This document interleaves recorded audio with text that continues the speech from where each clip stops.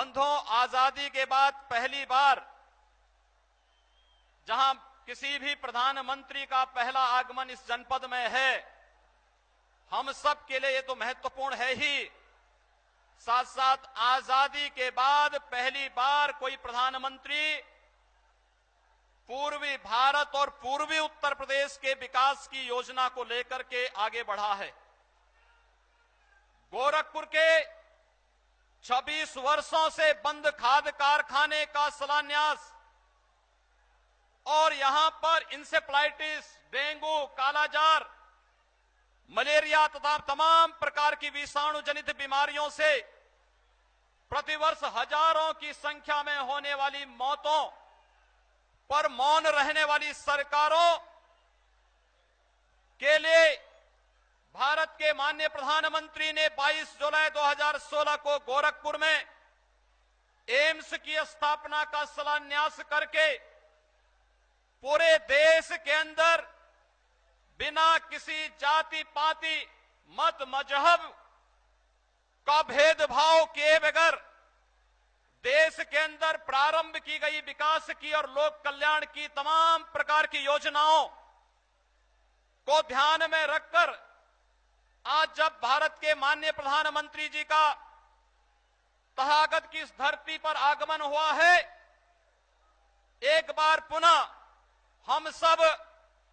पूर्वी उत्तर प्रदेश की आम जनमानस की ओर से माननीय प्रधानमंत्री जी का हृदय से स्वागत और अभिनंदन करना चाहते हैं। सज्जनों, हम सब जानते हैं पूरे प्रदेश में माननीय प्रधानमंत्री जी के आह्वान पर परिवर्तन की एक बहार दिखाई दे रही है। परिवर्तन यात्रा को मिलना पार जन समर्थन और माननीय प्रधानमंत्री जी के प्रत्येक आह्वान पर देश की कोटि कोटि आम जनमानस के द्वारा जिस उत्साह के साथ देश के अंदर चंद लोगों के द्वारा मचाए जाए शोर की परवाह के बगैर अपार समर्थन प्राप्त हो रहा है, वह आज इस जनसभा और इस रैली के माध्यम से भी स्पष्ट दिखाई देता है। मैं माननीय प्रधानमंत्री जी के संज्ञान में लाना चाहता हूं कि यह पूर्वी उत्तर प्रदेश कभी चीनी का कटोरा माना जाता था, लेकिन प्रदेश में सपा और बसपा के इन 14 वर्षों के कार्यकाल के दौरान पूर्वी उत्तर प्रदेश की चीनी मिलों को बंद कर दिया गया, बेच दिया गया। 31 चीनी मिलों से में 21 चीनी मिलें आज बंद पड़ी हुई हैं, जो 10 चीनी मिलें चल रही हैं। अगर आपकी कृपा नहीं होती और आपने 6000 करोड़ रुपए की राशि नहीं दी होती तो यहां के गन्ना किसानों का गन्ना मूल्य का भुगतान अब तक नहीं हुआ होता। अब भी प्रदेश सरकार के संरक्षण में चलने वाली तमाम चीनी मिलों पर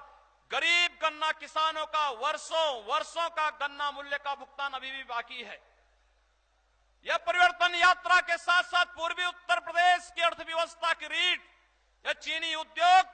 गोरखपुर के खाद कारखाने के पुनरुद्धार के साथ साथ यहां के चीनी उद्योग के पुनरुद्धार की भी आस आपसे ही करती है, क्योंकि उत्तर प्रदेश में समाजवादी और बहुजन समाजवादी पार्टी से जनता को अब किसी भी प्रकार की कोई आस नहीं रही। और इसीलिए हम सब आपसे प्रार्थना करेंगे कि आपने देश के अंदर जिस प्रकार का तेजस्वी नेतृत्व दिया है, आज दुनिया भारत का सम्मान कर रही है। हम सब गौरव की अनुभूति करते हैं जब हम दुनिया के अंदर भारत के माननीय प्रधानमंत्री का सम्मान देखते हैं तो 125 करोड़ का भारत अपने आप को गौरवान्वित महसूस करता है। हम देखते हैं जब अभी हाल ही में अमेरिका के अंदर राष्ट्रपति का चुनाव चल रहा था और तब जब अमेरिका के राष्ट्रपति चुनाव के वर्तमान राष्ट्रपति जो विजयी हुए हैं, जब उनसे इस बारे में पूछा गया कि आखिर आपका आइकॉन कौन है, तो उन्होंने कहा कि कोई है तो भारत के प्रधानमंत्री नरेंद्र मोदी हैं। सचमुच पूरे भारत के अंदर 125 करोड़ की जनता इस दृश्य को देख करके कि जो अमेरिका दुनिया का दादा बनता था, दुनिया की सामरिक और आर्थिक ताकत थी, आज उस अमेरिका के अंदर भी चुनाव का मुद्दा कोई बनता है तो भारत का प्रधानमंत्री बनता है। भारत को आपने हर क्षेत्र में आगे बढ़ाने का जो संकल्प लिया है,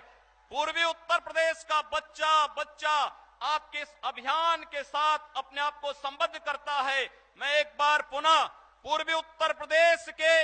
विकास का जो नया भोर आपने प्रारंभ किया है, पहली बार हमने पूर्वी उत्तर प्रदेश में विकास की योजनाओं को अपनी आंखों से देखा है और उन योजनाओं को क्रियान्वित होते हुए हम देख रहे हैं। आपने 22 जुलाई को गोरखपुर के खाद कारखाने का शिलान्यास किया था, आज उसका निर्माण कार्य गोरखपुर में प्रारंभ हो चुका है। एम्स का आपने शिलान्यास किया, उत्तर प्रदेश सरकार अभी भी उसमें कहीं ना कहीं बाधा पैदा करके जमीन आवंटन को लेकर के अभी भी उसमें बाधा पैदा करने का प्रयास कर रही है, लेकिन हमें विश्वास है कि जनता जनार्दन विकास के कार्यों में बाधक ऐसे तत्वों को एक ओर उठा करके फेंकेगी, अवश्य फेंकेगी। इस विश्वास के साथ एक बार पुनः तथागत की इस भूमि पर मैं आपका हृदय से स्वागत और अभिनंदन करता हूं। जनता जनार्दन की ओर से हृदय से स्वागत और अभिनंदन करता हूं। धन्यवाद। जय हिंद।